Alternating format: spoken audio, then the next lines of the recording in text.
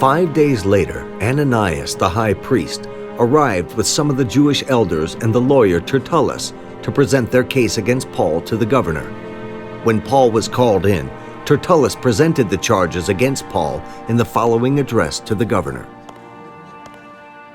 You have provided a long period of peace for us Jews, and with foresight have enacted reforms for us.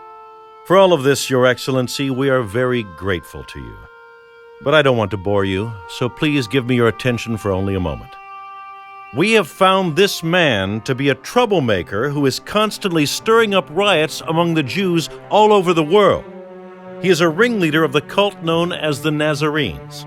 Furthermore, he was trying to desecrate the temple when we arrested him. You can find out the truth of our accusations by examining him yourself.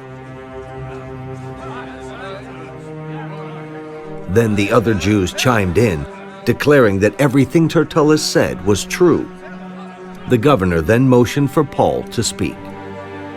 I know, sir, that you have been a judge of Jewish affairs for many years, so I gladly present my defense before you. You can quickly discover that I arrived in Jerusalem no more than 12 days ago to worship at the temple.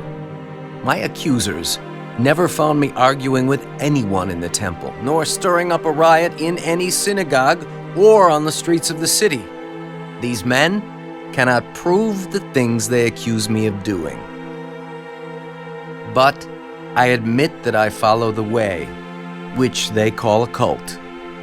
I worship the God of our ancestors, and I firmly believe the Jewish law and everything written in the prophets.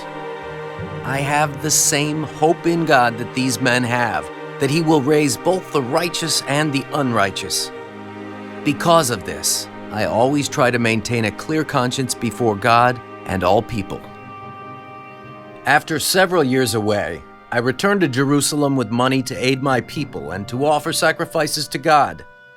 My accusers saw me in the temple as I was completing a purification ceremony. There was no crowd around me and no rioting, but some Jews from the province of Asia were there, and they ought to be here to bring charges if they have anything against me. Ask these men here what crime the Jewish High Council found me guilty of, except for the one time I shouted out, "I am on trial before you today because I believe in the resurrection of the dead."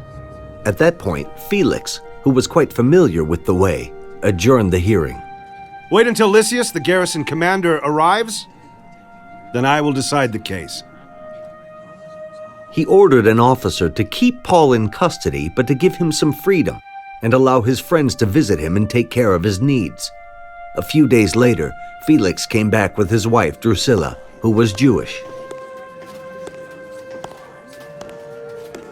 Sending for Paul, they listened as he told them about faith in Christ Jesus. As he reasoned with them about righteousness and self-control and the coming day of judgment, Felix became frightened.